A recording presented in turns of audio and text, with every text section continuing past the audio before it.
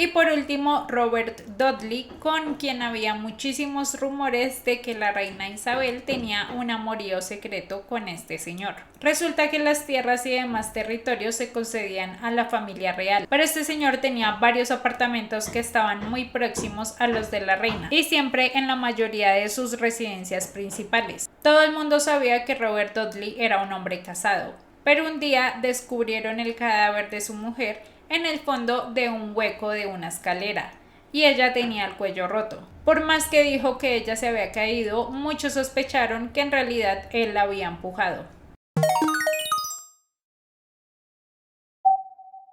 Yo soy Jen Mystery y hoy vamos a hablar sobre historias de la realeza que tal vez muchos de nosotros no conocíamos. Y ya saben que si todavía no se han suscrito al canal, pues suscríbanse ya mismo y activen la campanita de las notificaciones para que les avise cada vez que haya un video nuevo. También recuerden que me encuentran en las redes sociales como Jen Mystery, en Instagram, en TikTok, en Twitter y en Facebook. Y ahora sí, vamos a comenzar.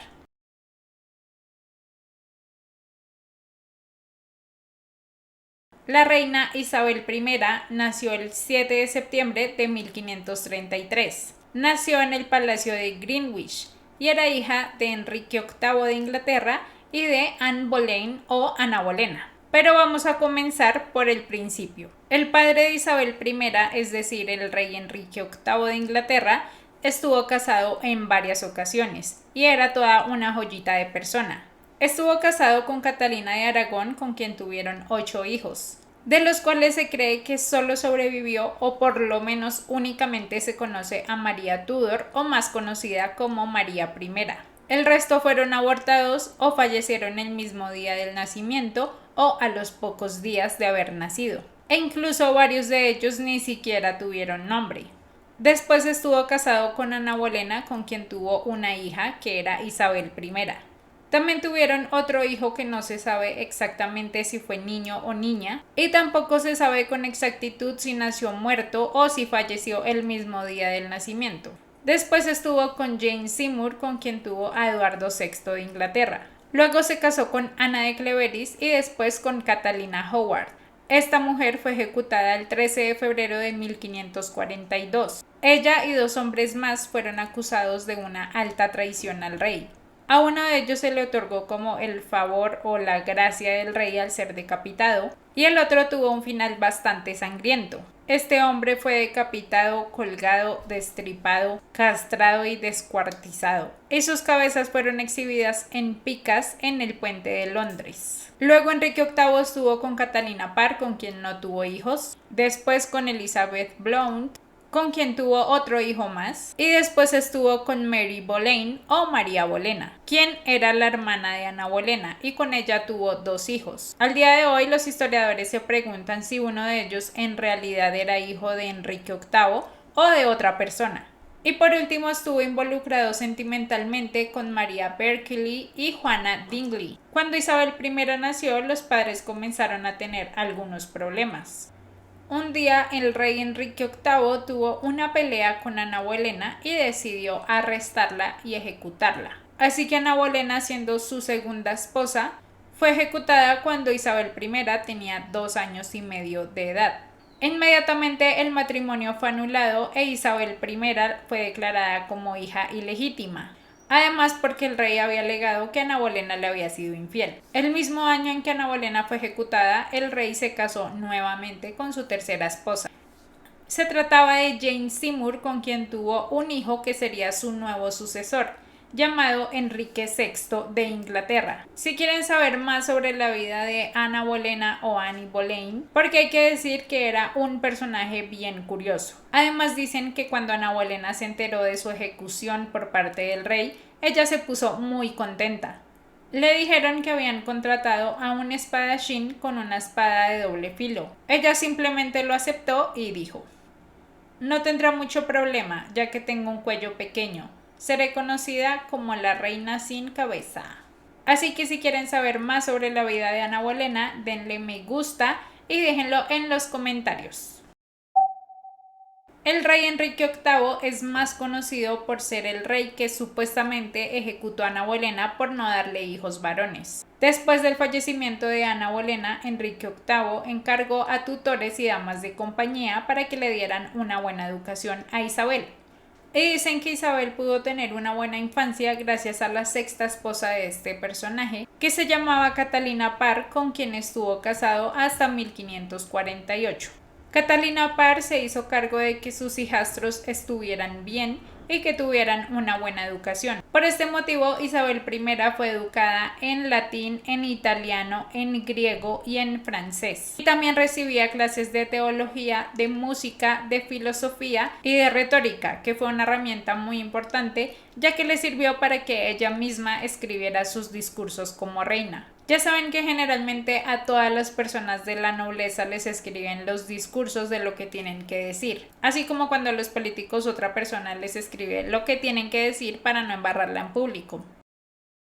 Cuando Enrique VIII falleció, él deseaba que su hijo Enrique VI lo sucediera, pero en lugar la hermanastra mayor de Isabel, llamada María I o María Tudor, fue la persona que sucedió el trono, pero nadie estaba de acuerdo con sus decisiones políticas y religiosas. Así que poco a poco este ambiente se iba calentando un poco hasta que un día llegaron los rumores a María de que la gente estaba planeando una rebelión. Esta rebelión nunca llegó a suceder porque obviamente la nobleza aplacó a las personas, pero aún así era evidente que la gente del reino pensaba que Isabel I sería una nueva forma de gobernar, así que la apoyaban. Entonces María comenzó a pensar que Isabel estaba implicada en toda esa revuelta, pero nunca lo pudo comprobar. Realmente no había pruebas de que Isabel hubiera dicho alguna cosa negativa sobre su hermana, su gobierno o su matrimonio, y entonces María tomó la decisión de encerrar a Isabel en la Torre de Londres. En 1554 Isabel fue encerrada y poco tiempo después fue trasladada para permanecer en arresto domiciliario.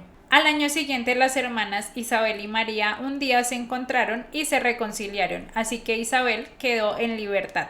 María Tudor era una mujer muy católica, tanto que en esa época echó atrás varias decisiones que ya se habían hecho por el rey muchos años antes. Antes la nación era prácticamente regida por la iglesia medieval, que era bastante drástica. Así que en 1529 en la nación se aceptó la reforma protestante, y esta reforma permitía el desarrollo de las interpretaciones personales del mensaje cristiano. Así que permitía bastantes libertades como la creación de otro tipo de religiones. Pero esto a María Tudor no le gustaba y decidió que volverían a la iglesia medieval. Así que persiguió y asesinó a más de 300 personas en hogueras. También hizo muchas persecuciones supuestamente marianas en donde asesinaban a otros más. Obviamente siempre de formas muy crueles. María Tudor estaba casada y su anhelo era ser madre. Así que en una ocasión afirmó estar embarazada de 3 meses y dijo que ella podía ver cómo su vientre se hinchaba y que también sentía el movimiento de su hijo. Pero al poco tiempo supuestamente habría abortado y había vuelto a la normalidad. Tiempo después volvió a ocurrir lo mismo, pero ella decidió mantenerlo en secreto para evitar las burlas. Para sorpresa de ella, todos estos síntomas eran porque padecía de cáncer de estómago, que fue la causa de su muerte. María Tudor falleció en 1558 sin descendencia, y todo a raíz del cáncer de estómago. Es entonces cuando Isabel I queda como reina de Inglaterra. Pero tradicionalmente se supone que para poder gobernar y ser reyes tienen que estar casados. Y pues lógicamente esto no sucedió, porque su padre Enrique VIII quería que sus hijos sucedieran al trono sucesivamente sin importar si estaban casados o no. Así que por esta razón Isabel I pudo gobernar. Pero la situación del reino estaba muy mal. Los territorios que les pertenecían o que ellos ya tenían en Francia realmente ya los habían perdido. El estado estaba casi en bancarrota por los gastos de los anteriores reyes, y la política estaba dominada por hombres que esperaban que la reina se casara y a la que esperaban darle órdenes. Además de que en lo religioso la iglesia tenía bastante poder sobre el reino. Isabel escogió a 3 hombres para que sirvieran como sus secretarios o sus consejeros. Ellos eran William Cecil, Sir Francis Walsingham, de quien comprobaron que tenía una red muy grande de espías por toda Europa. Y por último, Robert Dudley, con quien había muchísimos rumores de que la reina Isabel tenía un amorío secreto con este señor. Resulta que las tierras y demás territorios se concedían a la familia real, pero este señor tenía varios apartamentos que estaban muy próximos a los de la reina y siempre en la mayoría de sus residencias principales. Todo el mundo sabía que Robert Dudley era un hombre casado, pero un día descubrieron el cadáver de su mujer en el fondo de un hueco de una escalera, y ella tenía el cuello roto. Por más que dijo que ella se había caído, muchos sospecharon que en realidad él la había empujado. Obviamente este escándalo eliminó cualquier mínima posibilidad de matrimonio con la reina, pero a pesar de que era de una clase social muy baja, él podía trabajar como consejero de la reina. Llegó un punto en que Isabel I tenía mucha gente en su contra porque ella era una reina independiente. Así que por más de que la gente y los ministros la siguieran con el fin de rogarle y convencerla de tomar una decisión, era sumamente difícil hacerla cambiar de parecer. Dicen que ella no tenía ambiciones territoriales con otras naciones y que era sumamente cuidadosa con los gastos reales. Además, ya era una tradición que para mantener la dinastía de la familia Tudor, los miembros de la nobleza se casaban con sus familiares, pero a ella eso no le importaba y nunca se quiso casar ni con sus primos ni con nadie. Cuando los ministros y las personas del reino le alegaban esto de no haberse casado, ella decía que estaba casada con su nación. Y de hecho, históricamente fue la reina que más viajó por todo el reino y más veces se mostró a su pueblo. Tuvo bastantes pretendientes y varias propuestas de matrimonio. Felipe II, príncipe de España, el rey de Suecia, un príncipe francés y dos archiduques de Habsburgo le habían propuesto matrimonio y a todos los rechazó. Entonces, gracias a todos estos rumores, comenzó a ser conocida como la Reina Virgen, que es en realidad su sobrenombre más popular. De hecho, decían que ella era la encarnación de la Virgen María. Así que en retratos y en muchas cosas más, ella fue retratada con imágenes y simbología de la Virgen María. Sin embargo, hay muchos rumores de que en realidad sí tuvo varios amoríos con jóvenes bastante apuestos, y que en realidad había algo mucho más allá que una simple amistad, pero desde luego que esto no se ha podido confirmar.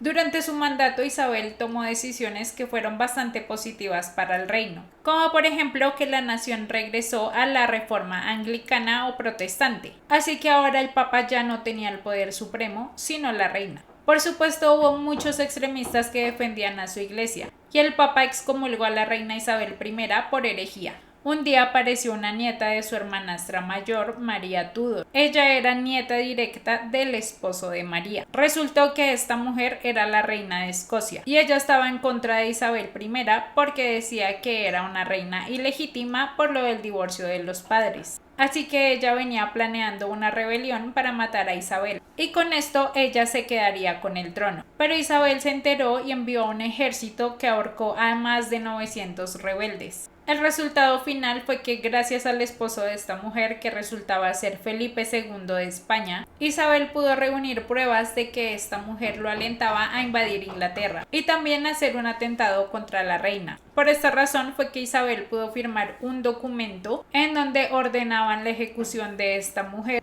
y así eliminaría ese peligro de perder el trono. Al final a ella se le permitió huir del país y nunca se supo nada más sobre ella. Como resultado de las órdenes de la reina Isabel, Felipe II estaba bastante indignado, y para sumarle causas a su enojo, resultaba que los navíos de España eran constantemente atracados en el mar por los navíos ingleses. Y también ocurría que cuando estaban en tierra, más específicamente en los muelles, los españoles secuestraban los navíos ingleses y también les prohibían el comercio en sus tierras. Así que, cansado de toda esta situación, decidió invadir Inglaterra. España tenía unos barcos que servían únicamente para el transporte, así que estos barcos eran muy lentos y además no eran como para la batalla. Mientras que por el contrario, Inglaterra contaba con una flota de 130 barcos pequeños. Estos eran más pequeños pero más rápidos, además de que no tenían ningún problema en hacer giros como muy repentinos y escapar sin mayores problemas. Mientras la guerra de los navíos estaba sucediendo en medio del mar, Isabel decidió hacer algo y se colocó una armadura. Ella hizo una visita en persona en el campo terrestre y mientras cabalgaba en su caballo gris le dijo a su ejército: Soy consciente de tener el cuerpo de una mujer débil y enfermiza, pero tengo el corazón y el estómago de un rey, el de un rey de Inglaterra, y considero un desprecio inconsciente que el duque de Parma de España o cualquier príncipe de Europa se atrevan a invadir las fronteras de mi reino. Inglaterra atacó a los barcos españoles mientras estaban anclados, y el mal clima que hacía terminó por darles la victoria. En otras 2 ocasiones de nuevo España intentó invadir Inglaterra, pero de nuevo gracias a las tormentas fueron nuevamente repelidos. Esta gran victoria hizo que el pueblo confiara bastante en Isabel, además de que Inglaterra se convirtió en una potencia naval. Durante su reinado, Isabel también apoyaba mucho a las artes. En esta época hubo muchas personas reconocidas como William Shakespeare, de quien hablamos de su tumba, que resulta ser una de las más famosas y visitadas anualmente en el video anterior. Así que pueden ir a verlo ya mismo. Había muchas figuras reconocidas que escribían obras, y a la reina le gustaba ver las obras de teatro al aire libre. Incluso ella padrinaba a varios artistas y dramaturgos, y con esto permitía el desarrollo del arte. Isabel I era representada como una figura semidivina, que además permitía varias libertades religiosas. Ella también comenzó a hacer negocios con otras naciones que trajeron mucha prosperidad a Inglaterra y a toda Europa en general. Incluso se sabía que tenía varios negocios relacionados con el tráfico de cosas ilegales. Pero aún así la reina y la gente del parlamento hacían de cuenta que todo estaba normal. A pesar de las cosas positivas que hizo, al final de sus años de mandato había malas cosechas.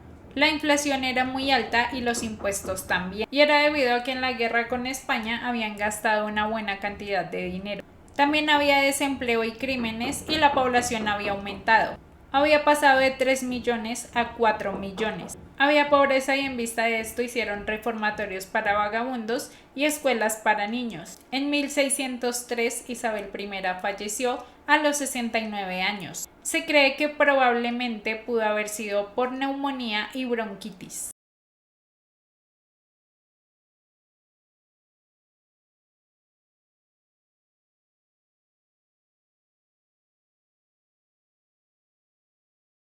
¿Conocían la historia de la reina virgen? Escríbanme en los comentarios si ustedes piensan que tal vez los rumores de los amoríos pudieron haber sido reales o ficticios. También suscríbanse al canal y activen la campanita de las notificaciones para que les avise cada vez que hay un video nuevo. Síganme en mis redes sociales, saben que me encuentran como Jen Mystery, en Instagram, en Twitter, en TikTok y en Facebook. Si quieren más temas sobre la nobleza, dejen su me gusta y sus comentarios. Esto es todo por hoy y nos vemos en la próxima.